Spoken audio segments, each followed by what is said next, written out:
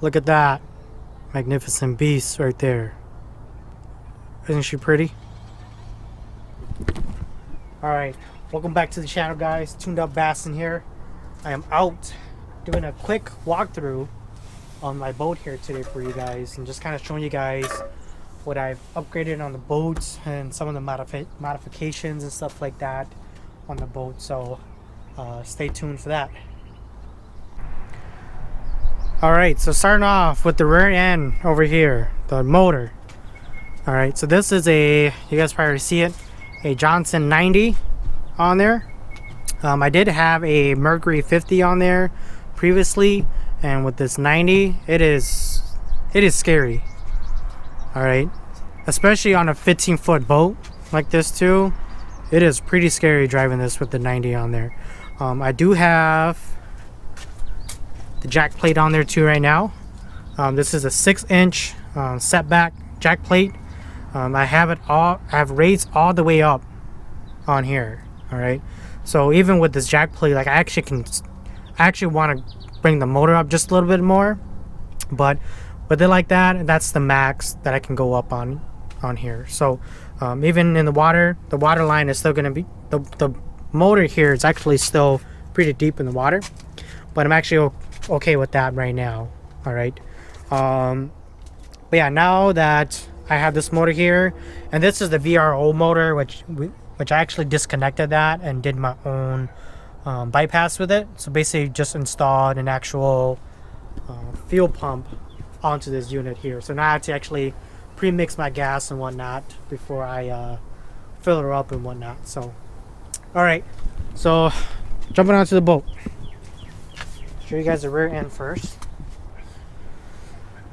All right, so right here is a live well. I mean, pretty decent live well. It will definitely hold 5 bass in there, especially for when I'm out tournament fishing. But with this COVID-19 stuff here, I don't know if there's going to be any tournaments this year. So, but other than that, we'll go over here. This compartment over here is my starting battery and my charger on there.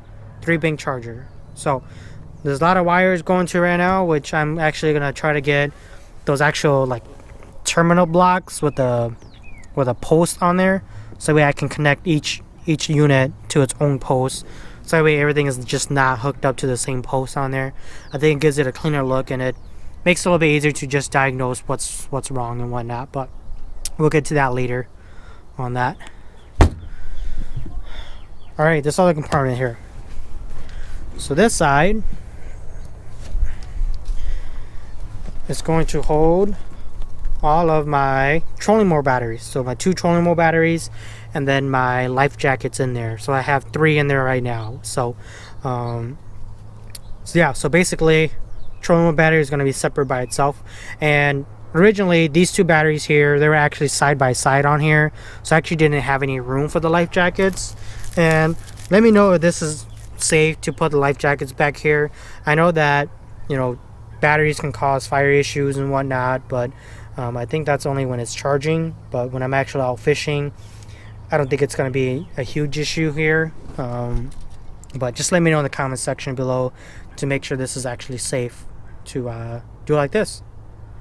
All right, going up to the console on here. So, all right, this here, I'm going to turn it on here for you. All right, so 1 second here. Turn the sonar off on this, just so it's not like that. All right, so this first unit here, this is my Helix 10 down imaging. I believe it's a Gen 1. This unit here is just strictly gonna be for my mapping on here. It has my Lake Master chip on there, but Basically, this is just to be my mapping unit here, just so I can see the full image of the map and whatnot. And this other unit here is my Helix 10 mega side imaging and mega down imaging.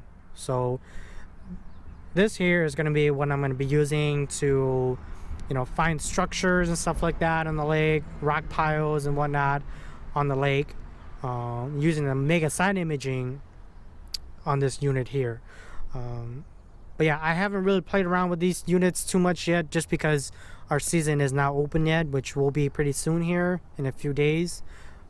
But as of right now, these are my 2 graphs up here, and yeah, that's about it. All right. Oh, and one thing too as well is I am really anal about leveling out my graphs on here. So as you guys can tell, they're kind of even. If I can tilt that up just a little bit more, then it's even right now. So I'm really anal about that. So don't ask me why. I just prefer it that way.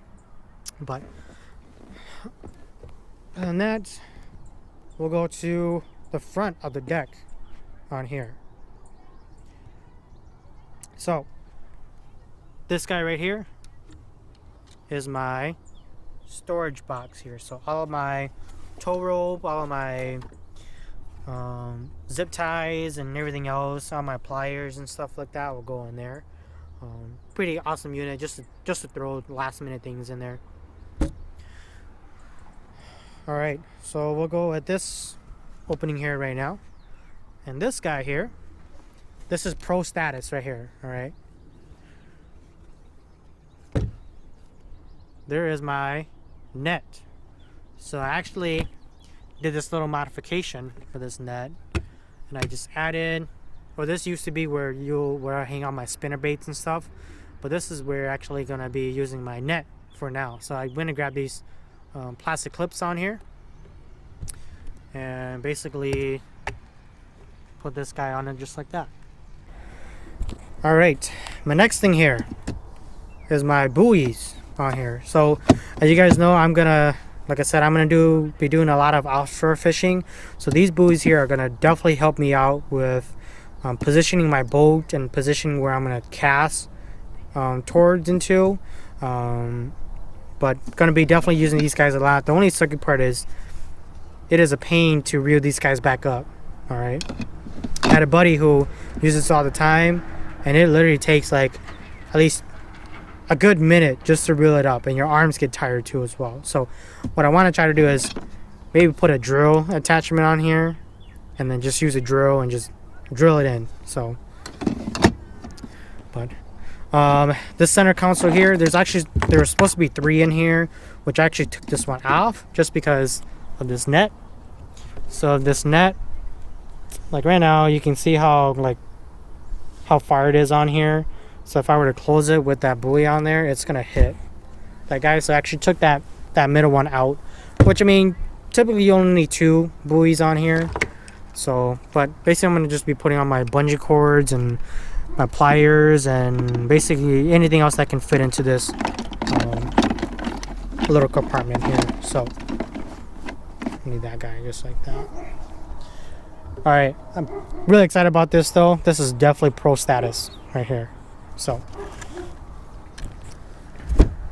all right, this other side here is basically just a continuation from this middle section here, and it's just another opening on here, which I want to try to plan on putting a divider right in here, just so that there'd just be a separate unit just for itself on here, so that way things don't move around in here too much. All right, my next guy here is the side compartment here. So this is actually where I had my life jackets on or in, which I'm actually going to be converting this over to strictly my tackle storage. So all my tackle boxes and stuff like that, and basically my soft plastics and stuff right in here, just because I want to make sure that I, definitely use this boat for what it's intended for, is to store tackle into it.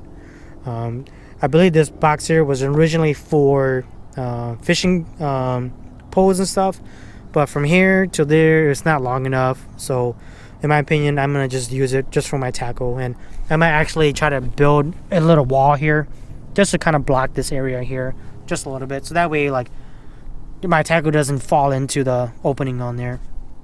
But yeah, pretty excited about using this guy here for my storage here. All right, going up to the front here. All right, my front graph is basically a really old school Lowrance LCX 110. Basically, this is just a 2D sonar here, which my trolling motor here, which we'll get to in a little bit here, has a US2 sonar on there. So basically just hooked it up to that and ran it like that, and it's been working perfectly fine. The only issue I have right now is the GPS puck here. It keeps cutting on and off, and it keeps losing position on this unit here. So I might eventually take this guy off and put a different unit on there, just so that I can have more reliability on there. And because this is a pretty old unit, the map card on it is pretty old.